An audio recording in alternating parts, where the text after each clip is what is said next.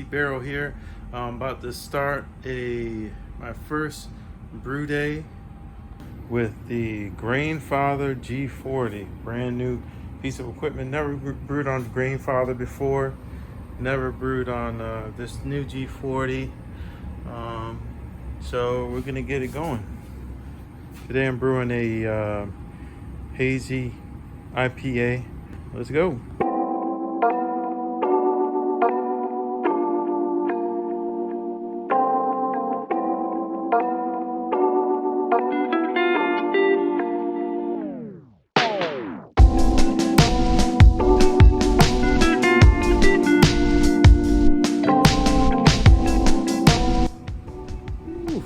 Afro looking crazy right now. All right, here we are back. The Grainfather has reached my mash temperature. It notified me on my app, but now I'm just realizing this has like a percentage of power that it's using. So I guess it's variable, quite variable if it can get down to 5%. So I'm about to drop my grain bill in here.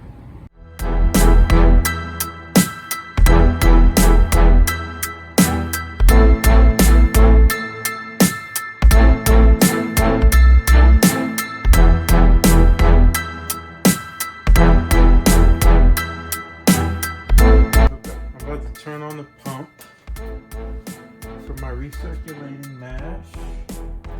It's this little short hose that plugs in right here, and you just let it float down like that. Open this up. Now it has a before I open that up, it has a little volume gauge here, but as soon as you open this up, that will go away. See, it just fills up because this is the pump down here. So the pump is like inside of here, which I think is really cool. It's all in there, you never have to deal with it, and it just pumps out from the bottom out to the top. And that pump you will use for your recirculating mash, and also for your when you're chilling, and also when you're cleaning, also when you're transferring to your fermenter. So it's pretty cool.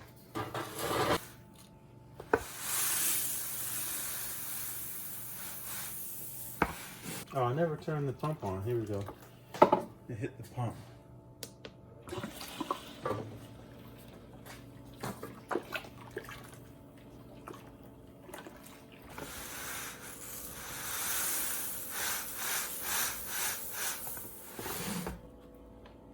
Now, one thing I'm wondering about with this is that there's no sparge arm for this pump.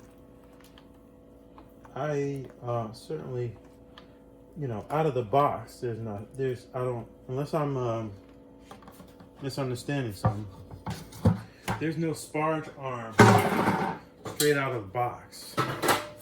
So like this,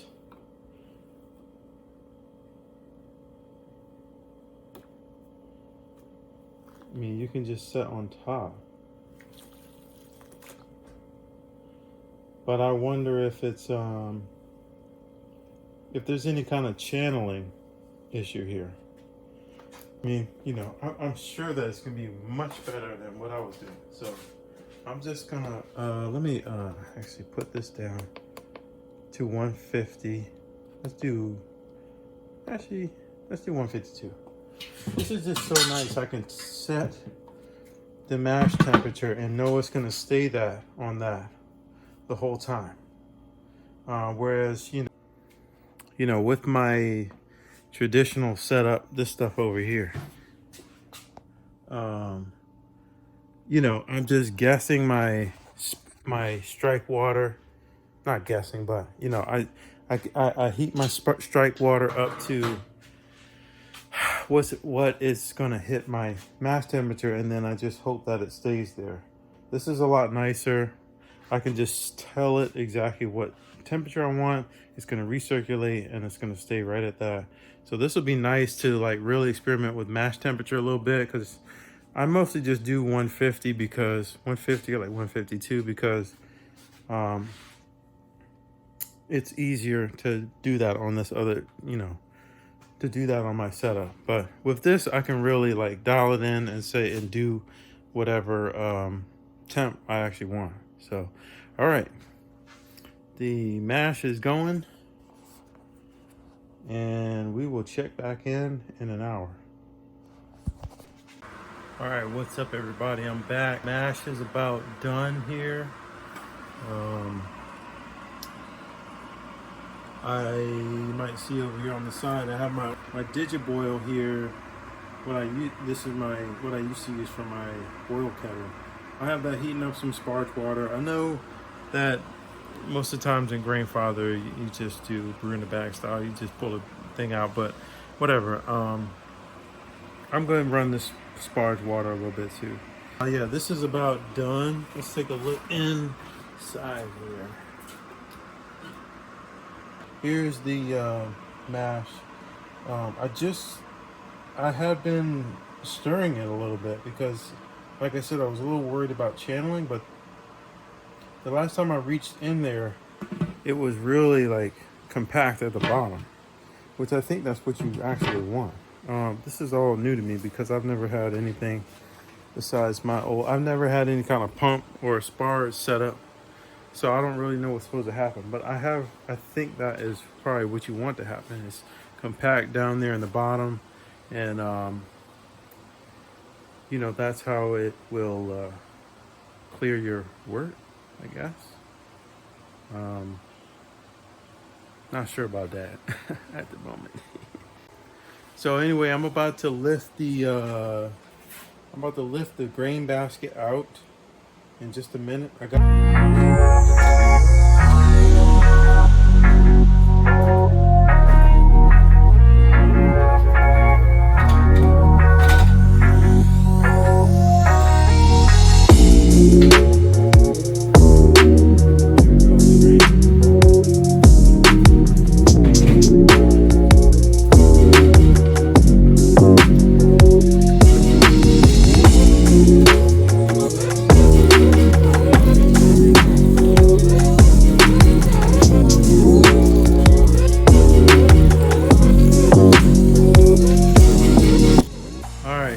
Oh man, it's sweaty.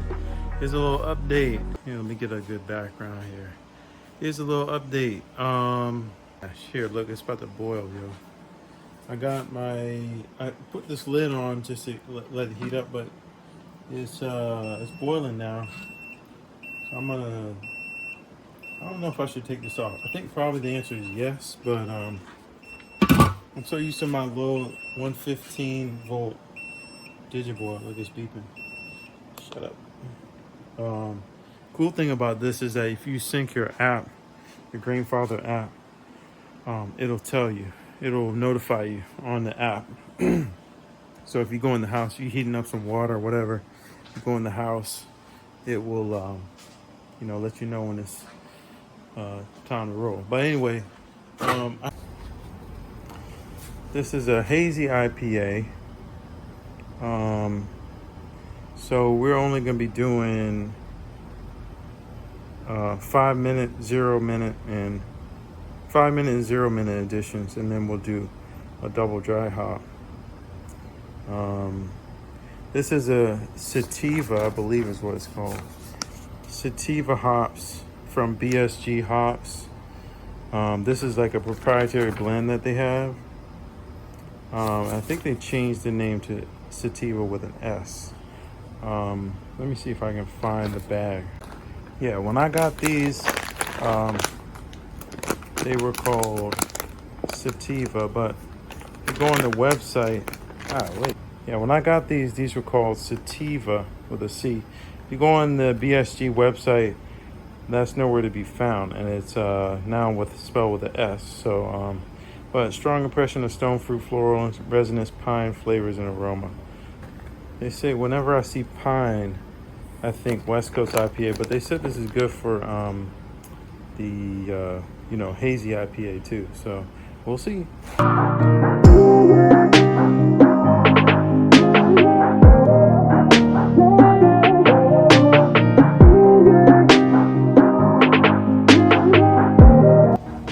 Just added my hops, my 5-minute hops, and everything's been going good. I boiled down from I think 7 gallons to 6, which is pretty good. I mean, that's better than I was doing in my Digiboil. I'm about to chill now. This chiller is pretty cool. I mean, maybe most of y'all probably know how chiller works, but let's see here. This goes, okay. The blue one's gonna go right here on my cold water. Okay. Then the red one is the hot water that comes out. So that'll just go into the sink and I will be cleaning some stuff there. This one here is going to go into this pump outlet right here. So I'll turn on the pump and it'll come into here, and then it will shoot through the counterflow chiller and out of this one. So I've got the water going, got the cold water going on one side, and then the hot wort going on the other side, and this would be the exit. And then, you know, they say you can just plug that right into your fermenter, but I'm probably gonna just shoot it back in here. And you know, at least for a few minutes. I think the real way to do it is to get a through meter and put that in that exit. So then you can tell what the temperature of your wort is coming out. They tell you just shoot it right in your fermenter, but I'm not sure if that is going to be cool enough. So I'm going to shoot it right back into the top of this and have it pump for a few minutes while it goes through the chiller. And after a few minutes, then I will move it over into my Grainfather fermenter, and I'll hook that up to the Grainfather glycol chiller. I already got one going here. This is a pumpkin ale, so that one's already going. I'll just have to I have another connection kit. This chiller has 4 can do up to 4 fermenters, so I will just have to hook it up for the second one. So that's almost it. I'm about to add my 0-minute hop.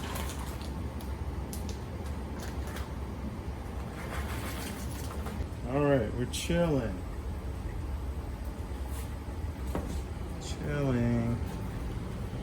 We got this pump is pumping it through,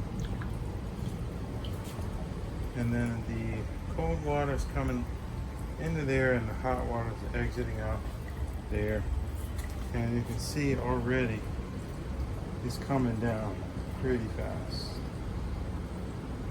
So whenever I'm ready with my fermenter, I'll just go ahead and move that exit hose here right into the fermenter.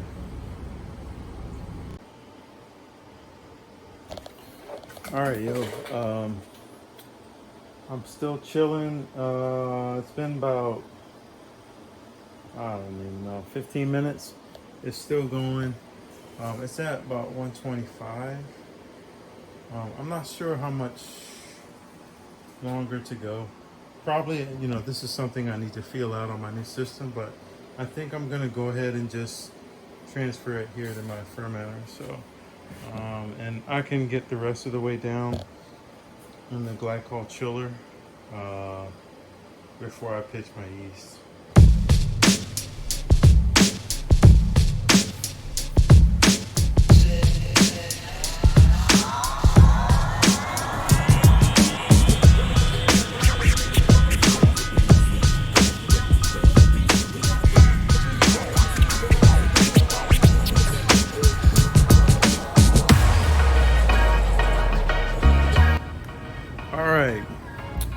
is almost over.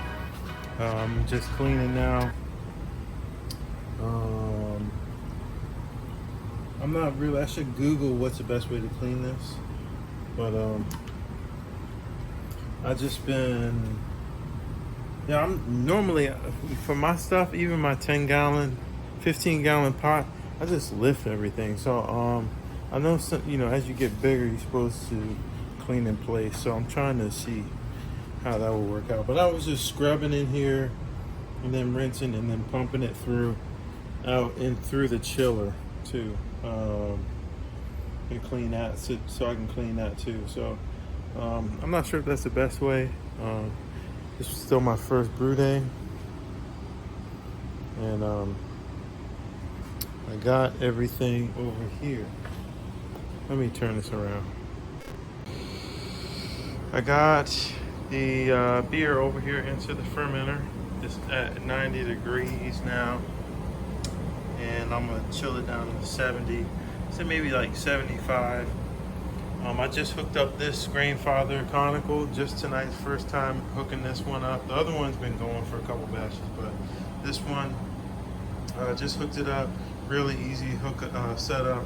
Just hook the connection kit in there and plug it up to the back of this glycol chiller, and bam, it's already doing both batches, chilling both batches. I didn't need to fill it up with any more glycol. I have some more there if I need to, but yeah, so this thing should be ready in a couple weeks. We'll see.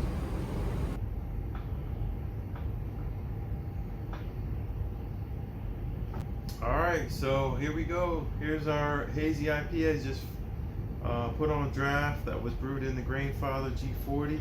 Yes. Yeah, I'm really excited to get going on the with more brews here on the Grainfather. Some of the things I really like about the new system, number one, it's really big and powerful. You know, I'm excited to be able to do some 10-gallon batches on you know, electric. I should be able to do like some 10-gallon batches of like 5 or 6% beer, maybe more. And then you know, the other thing about it being big is I should be able to do some like some bigger you know, stouts and barley wines, that kind of thing. Another thing I really like about having the Grainfather now is you know, the efficiency is really good. I predicted that it was going to be about 70% efficient, and it was. I'm also predicting that, I've only brewed on it once, but I'm also predicting that it's going to be pretty consistent. That's like a big thing for me. Being able to brew exactly, you know, the beer exactly the way I designed it, that's going to be really convenient there. So, you know, and with that, like I said, stouts, heavy stouts and barley wines, you know, usually when I brew those, it's like a mess. You know, I'm adding dry malt extract, my efficiency's all over the place. So I'm looking forward to brewing those on this system, and hopefully I can get like a consistent efficiency, so I can get that down. And you know, the mash too, the controlled temperature on the mash is gonna be great, so that I can, you know, control the mash on some of those maltier beers to keep them, you know, at a higher temperature or lower temperature for drier beers. Obviously, the recirculating mash is a big thing for me. I'm excited to see if that impacts my clarity, and some of my, you know, clear beers, Pilsner, West Coast IPA, that kind of stuff. Yeah, I mean, that's basically it. You know, a lot of that pertains to any of the Grainfather products, but this one specifically, it's you know, new and well designed. From what I've seen so far, and you know, like I said, it's big, powerful, and got the Wi-Fi enabled features, which is cool. Hopefully you'll see more brew videos with me brewing